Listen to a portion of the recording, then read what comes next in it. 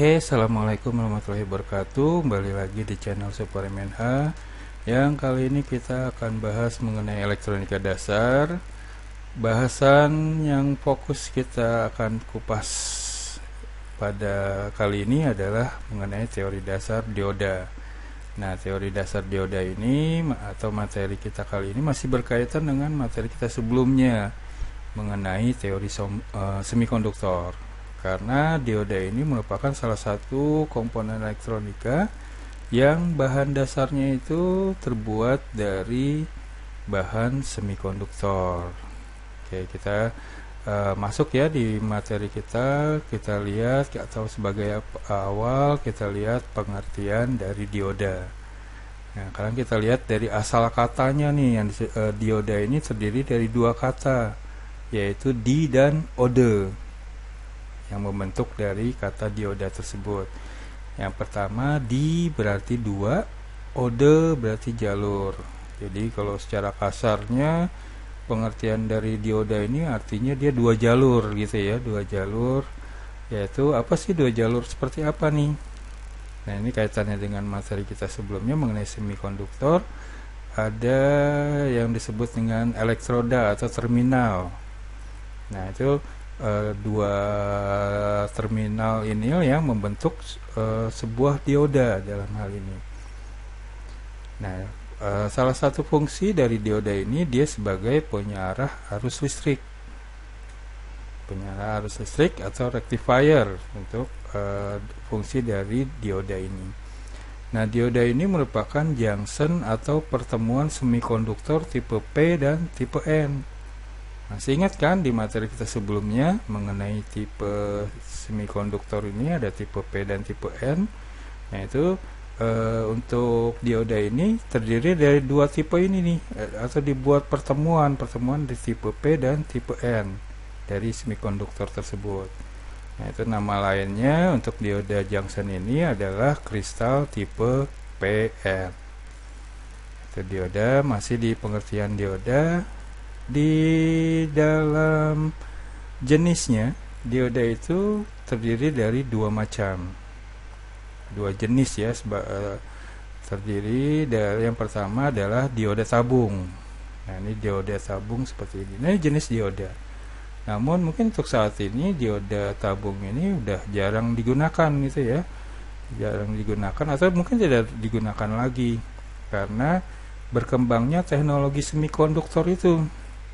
Semikonduktor yang akhirnya menghilangkan atau memusnahkan, bisa dikatakan seperti itu ya, memusnahkan dari dioda tabung ini nih, yang akhirnya sampai saat ini berkembang teknik semikonduktor ini akhirnya membentuk atau dioda satunya lagi yang berikutnya, yaitu dioda semikonduktor atau dioda yang sampai saat ini masih kita kenal atau masih kita gunakan dalam rangkaian elektronika. Nah, ini seperti ini gambarnya untuk dioda semikonduktor.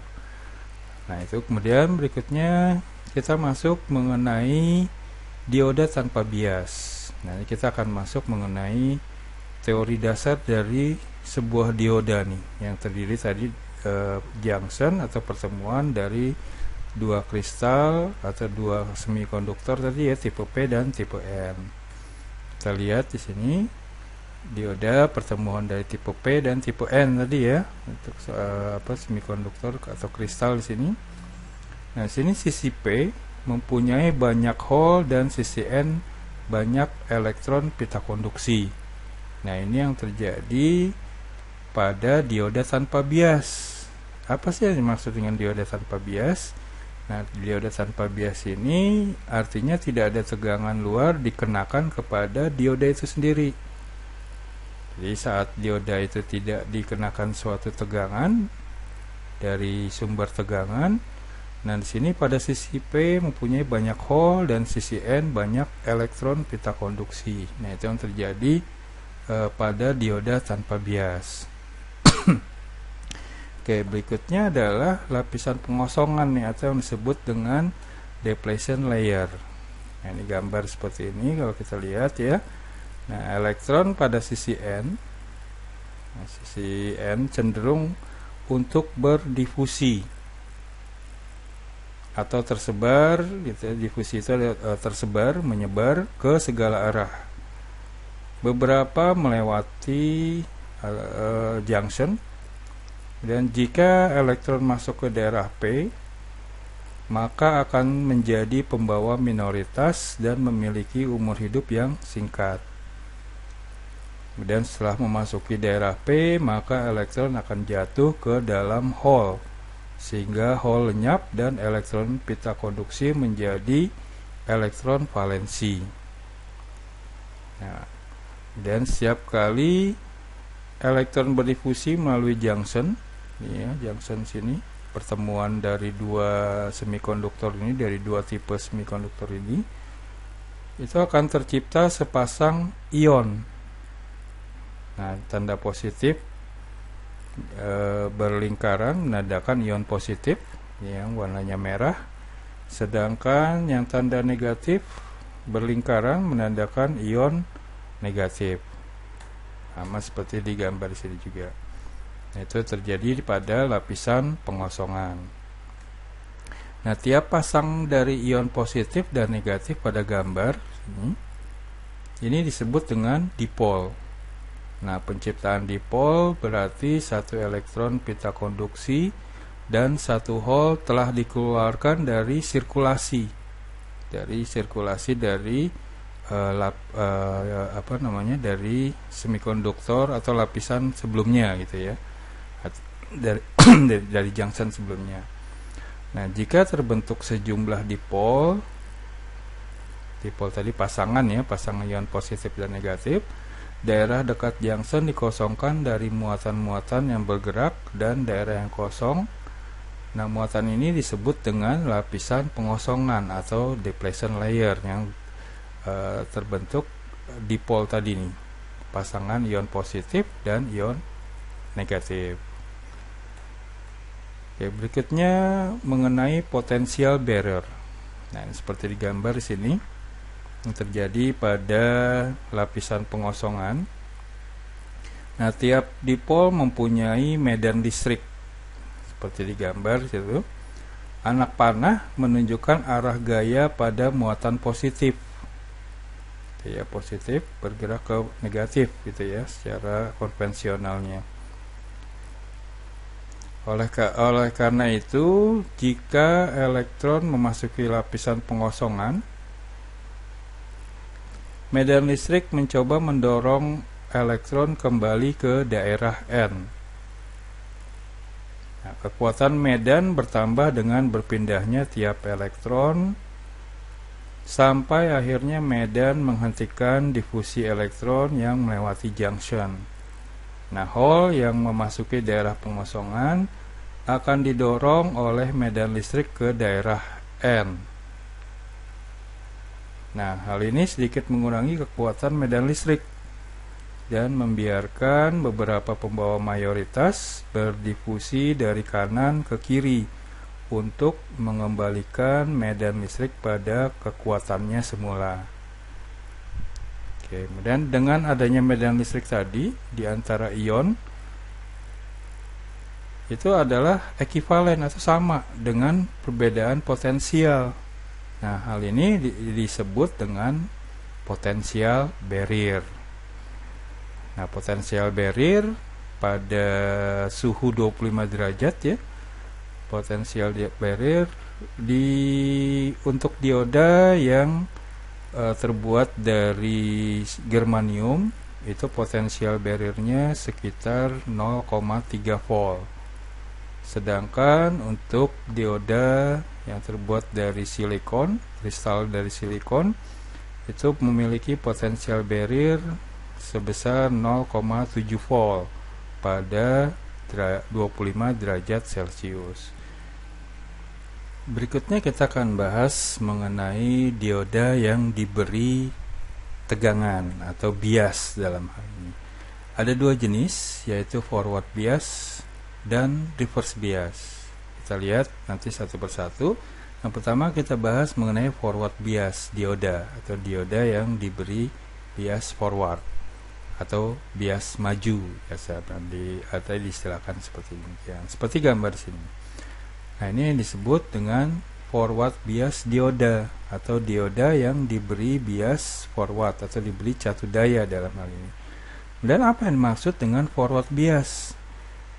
Nah, forward bias dioda ini itu jika terminal negatif, sini kita lihat di terminal negatif dari catu daya dihubungkan dengan bahan tipe N dari dioda, sedangkan terminal positif dari catu daya dihubungkan dengan terminal positif tipe P di dioda tersebut. Nah, jadi kalau demikian, jika catu daya kutub negatif disambungkan ke tipe N dari dioda tersebut, sedangkan positif dihubungkan ke tipe P dari dioda tersebut, maka itu yang disebut dengan forward bias atau rangkaian bias maju. Itu kalau forward bias. Sekarang kita lihat yang kedua adalah reverse bias. Nah, apa yang dimaksud dengan reverse bias? Nah, reverse bias ini kebalikan dari yang tadi, dari forward bias.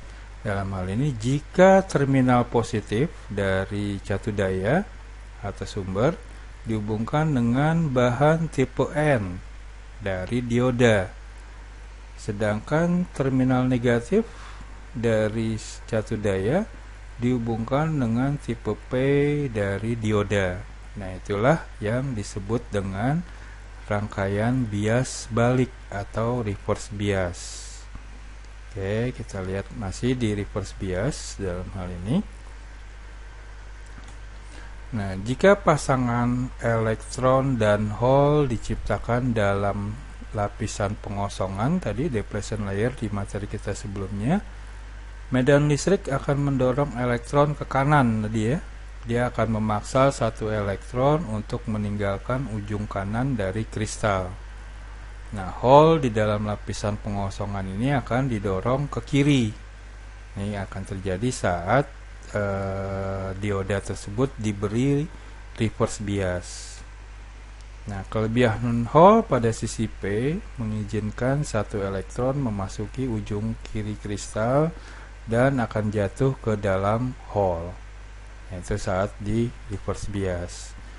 Nah, di reverse bias ini ada yang disebut dengan arus reverse yang disebabkan oleh pembawa minoritas tadi di lapisan pengosongan. Nah, itu disebut dengan arus saturasi atau disimbolkan dengan IS. Nah, di sini energi termal akan menghasilkan arus saturasi. Jadi dengan demikian berarti makin tinggi suhu, maka makin besar arus saturasinya. Itu yang terjadi pada suatu dioda. Jika tegangan reverse besar, maka akhirnya akan mencapai tegangan breakdown. Nah, tegangan breakdown ini adalah batas kemampuan dari dioda untuk menerima kenaikan tegangan reverse. Itu ada batasnya. Berapa sih batasnya? Batas tegangan breakdown pada suatu dioda, dia nggak bisa atau tidak sanggup melebihi dari 50 volt. 50 volt. Tapi dioda tidak diizinkan untuk mencapai tegangan breakdownnya. Itu kalau sesuai ketentuan dari produsennya ya. Nah, itu dioda nggak akan sanggup gitu mencapai tegangan breakdownnya. Itu sebuah dioda tuh dalam hal ini saat diberi reverse bias. Oke, kemudian ini dioda penyarah. Nah, dioda penyarah ini adalah salah satu fungsi dari dioda untuk menyarah. Yang disebut dengan penyarah adalah memberikan atau mengubah dari arus bolak-balik menjadi arus searah. Itu yang disebut dengan searah. Atau mungkin kalian tahu adaptor gitu ya. Adaptor dari listrik rumah. Listrik rumah itu yang berjenis AC atau bolak-balik. nanti akan dirubah nih oleh dioda ini sebagai dioda penyarah ini. Nanti outputnya akan menjadi arus bolak-balik. Itu yang dilakukan oleh dioda, salah satunya. Oke, kita lihat sini sesuai gambar. Dari gambar di sini, jika sebuah dioda dalam hal ini dan diberi beban sebuah resistor, ya, ini dari tegangan AC, input masuk tegangan bolak-balik sini. Tegangan AC ini seperti tegangan rumah ya, yang bolak-balik, arus bolak-balik atau AC. Nah, ini diberikan sebagai input dari diberi sumber tegangan kepada sebuah dioda. Nah, kemudian apa yang terjadi? Yang terjadi, kita tahu sebuah arus bolak-balik gitu ya, arus AC itu dia memiliki periode. Kalau kita lihat dalam kurva tegangan, dia ada setengah periodenya, setengah periode positif. Berarti saat dia di dalam di atas sumbu X, setengah periode positif dari tegangan input akan memberikan bias forward pada dioda, sehingga dioda akan konduksi selama setengah periode positif. Nah, tetapi untuk setengah periode negatif berikutnya, dioda akan di bias reverse dan hanya arus reverse kecil yang mengalir. Nah, jadi oleh karena itu saat outputnya keluar dari dioda tersebut akan menjadi arus searah, arus searah tadi. Setengah periode positif akan menjadi positif, setengah periode negatif akan menjadi negatif. Maka outputnya akan menjadi arus bolak-balik atau arus DC. Itu yang dilakukan oleh dioda. Dia menyearahkan arus AC. Dalam hal ini mengubah dari arus bolak-balik menjadi arus searah. Yang tadinya kalau listrik di rumah bisa kita bolak-balik kan, namun outputnya setelah melewati dioda penyarah ini akan menjadi arus searah, atau ada positif ada negatif, atau arus DC dalam hal ini. Nah, itu yang terjadi karena apa sih sebabnya? Kita lihat sini lambang dioda, ada kutub anoda atau kutub positif dan kutub katoda atau kutub negatif dalam hal ini. Nah, ini sisi P disebut dengan anoda, sisi N atau negatif disebut dengan katoda. Nah, lambang dioda seperti anak panah yang arahnya dari sisi P ke sisi N sini ya. Dari sisi P ke sisi N diberi lambang seperti tanda panah. Kenapa nih diberikan seperti tanda panah? Karena dalam hal ini dioda ini bekerjanya seperti arus konvensional. Arus konvensional itu yang mengalir dari positif ke negatif. Nah, itu yang dari sebuah dioda. Jadi yang perlu diingat, dioda terdiri dari dua kutub, positif dan negatif. Positif itu diberi nama dengan kutub anoda, kutub negatif diberi nama dengan katoda, dan diberi lambang seperti arah panah dari P ke N. Nah, itu seperti arus konvensional yang bergerak dari kutub positif ke kutub negatif. Oke, itu mengenai dioda. Kemudian di dioda kita mengenal ada yang disebut dengan tegangan lutut. Nah, ini gambar yang disebut dengan tegangan lutut atau knee voltage. Nah, knee voltage kalau digambar sini 0,7. Nah, 0,7 knee voltage ini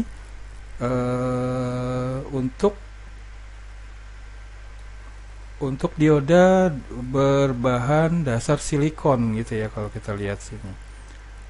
Karena nanti untuk untuk tegangan keni dari germanium ya, dioda yang terbuat dari bahan germanium itu sekitar 0,3, sama seperti tegangan barrier tadi ya sebelumnya ya, itu sama. Nah ini yang disebut dengan tegangan lutut atau tegangan keni, yaitu tegangan di mana arus bertambah dengan cepat, ya, bertambah dengan cepat saat awal, dan saat 0,7 dia arusnya akan bertambah cepat seperti ini. Nah saat dari posisi 0 dia akan mulai bertambah cepat. Nah inilah yang disebut dengan tegangan keni. Kalau diodanya itu terbuat dari silikon, tegangan keninya itu sekitar 0,7 volt. Saat 0,7 volt dia arusnya akan naik dengan cepat gitu ya, bertambah dengan cepat. Sedangkan kalau yang berbahan dasar germanium mungkin sini gambar 0,3 ya, 0,3 volt dia akan mulai. Jadi setelah tegangan dapat 0,3 volt dia arusnya bertambah dengan cepat. Nah itu yang disebut dengan tegangan lutut atau keni voltage. Berikutnya dari pembahasan kita ada yang disebut dengan dioda ideal. Nah di sini yang disebut dengan dioda ideal itu seperti konduktor sempurna yang memiliki tegangan 0 jika dibias forward, dan seperti isolator sempurna yang memiliki arusnya 0 jika dibias reverse. Nah itu kalau yang dikatakan sebuah dioda ideal. Nah dalam rangkaian elektronika, dioda ideal ini berlaku seperti saklar otomatis. Jika arus konvensional sini berusaha mengalir searah anak panah dioda, berarti dari positif ke negatif, berarti saklar akan tertutup. Jika arus konvensional berusaha mengalir ke arah sebaliknya, dari negatif ke positif, maka kondisinya akan seperti saklar terbuka. Nah itu yang terjadi pada sebuah dioda. Oke, mungkin itu aja materi kita kali ini mengenai dioda ya, yang masih berkaitan juga dengan dengan teori semikonduktor di sini. Oke, mungkin jika ada yang masih ingin ditanyakan, silakan dapat menghubungi saya melalui WhatsApp atau melalui komen di bawah ini ya. Oke, itu aja mungkin materi kita. Tetap semangat untuk kalian, jaga kesehatan dan keselamatan dengan tidak melupakan 3M. Kali lagi nih 3M. Apa sih 3M? Memakai masker, sering mencuci tangan dengan sabun ataupun hand sanitizer, dan juga menjaga jarak. Nah ini agar kita insya Allah terlindung dari yang dinamakan penyakit COVID-19 ini. Oke, mungkin itu aja ya materi kita kali ini. Saya tutup. Assalamualaikum warahmatullahi wabarakatuh.